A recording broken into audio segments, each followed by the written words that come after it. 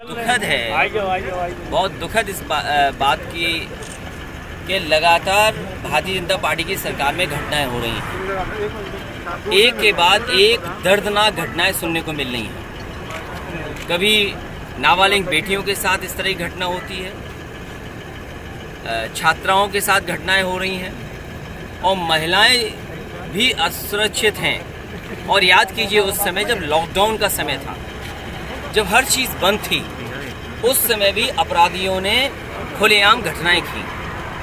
लूट, अपहरण, बैंकों में डकैती, हर तरफ आप देख सकते हो घटनाएं होती जा रही हैं। और इतनी बेईमानी या भ्रष्टाचार पुलिस ने कभी नहीं किया होगा जो आज देखने को मिल रहा है। बिल्कुल 100 नंबर इसलिए बनी थी कि गरीब की मदद हो, लेकिन 100 नंबर ही 112 होने के बावजूद उसको बेकार कर दिया। सरकार केवल राजनीतिक लाभ लेने के लोगों को परेशान कर रही है। आप याद कीजिए, आजम खान साहब समाजवादी पार्टी के इतने बड़े नेता, उनके ऊपर कितने झूठे मुकदमे लगे। ये तो हम समाजवादी लोग कहते थे, और आज बताइए उनके विधायक क्या कह रहे हैं। और एक विधायक नहीं, न जाने कितने विधायक कह रहे हैं कि किस तरीके से उन्हें अपमानित होना पड़ रहा है। ये सवाल अलीगढ़ के विधायक का नहीं है कि पुलिस ने विधायक को मारा या विधायक ने पुलिस को मारा। आखिरकार इसको सिखा कौन रहा है?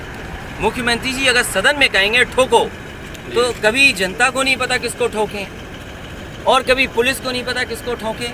और उसी का परिणाम ये हुआ कि थाने में पुलिस को नहीं पता था किसको ठोकें और विधायक जी को नहीं पता था किसको ठोकें। आज विधायक देखिए, जब तक आपको वोट चाहिए था राज्यसभा का, तो आपके सबसे प्रिय विधायक थे। आपकी पार्टी का लोकसभा में प्रत्याशी जीत जाए तो सब अपराध आप भूल गए।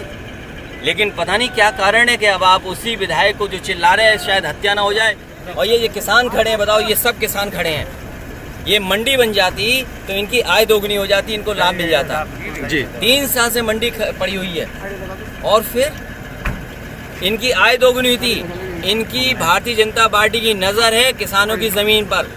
मैं आज कहता हूँ, किसानों, तुम्हारी ज़मीन ले लेंगे बड़े बड़े उद्योगपति हो, वो पैदा करेंगे, वो जो चाहते हैं वो पैदा करेंगे।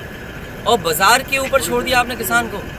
अगर बाज़ार पे छोड़ दिया किसानों को तो किसान को लाभ कभी नहीं हो सकता। ये सरकार की जिम्मेदारी है कि किसान को लाभ पहुंचाएं। तभी तो याद कीजिए, यहीं गुरसाईगंज में प्रधानमंत्री जी क्या कह के गए थे कि आपकी आय दोगुनी हो जाएगी, किसान तुम्हारा कर्ज माफ हो जाएगा। बताओ, कर्ज पे फिर डूब जाएंगे ये लोग। इसलिए जो सुविधाएं किसानों को हम दे रहे थे, यही 60, 70, 100 एकड़ की मंडी बन गई होती, यही जो किसानों से पैदा होता फूल उसका इत्र बन जाता। अब किसान भाइयों और कन्नौज भाइयों, आप सोचो, यही एक्सप्रेसवे बलिया और गाजीपुर तक जाना था, अब रह गया।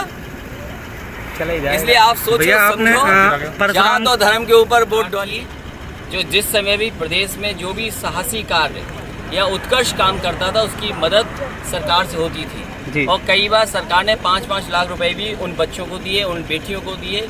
मुझे याद है, एक दूध बेचने जा रहा था बाजार में मिर्जापुर का, उसने देखा कि नाव से बच्चे गिर पड़े, नाव पलट गई है, उसने दूध छोड़ करके उन सब बच्चों को बचाया।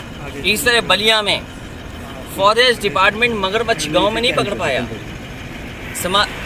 समाजवादी सरकार थी, गांव के बच्चों ने मिलकर के मगरमच्छ पकड़ लिया और सरकार ने उनकी मदद की, सम्मान किया। इसी तरह रानी लक्ष्मीबाई योजना थी, उससे तमाम बेटियों की मदद करते थे। अब मदद दूर, छीनने को तैयार हैं। डीजल कितना महंगा हो गया, बहुत महंगा हो गया। मिल पा रही कि नहीं मिल पा रही? कीटनाशक दवाइयाँ, आय दोगुनी हुई।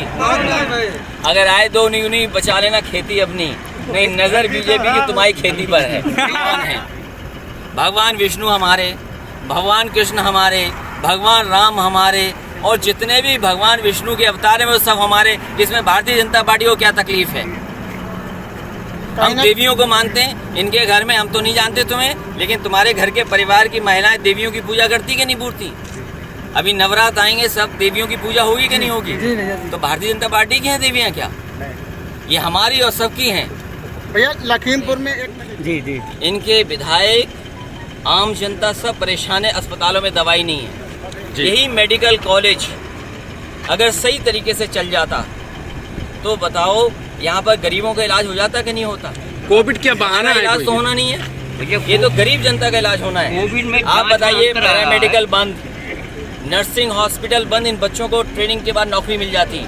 500 बच्चे हर साल निकलते, 1000 बच्चों को नौकरी मिलती। अब क्या बचा है? भैया ऐसे भी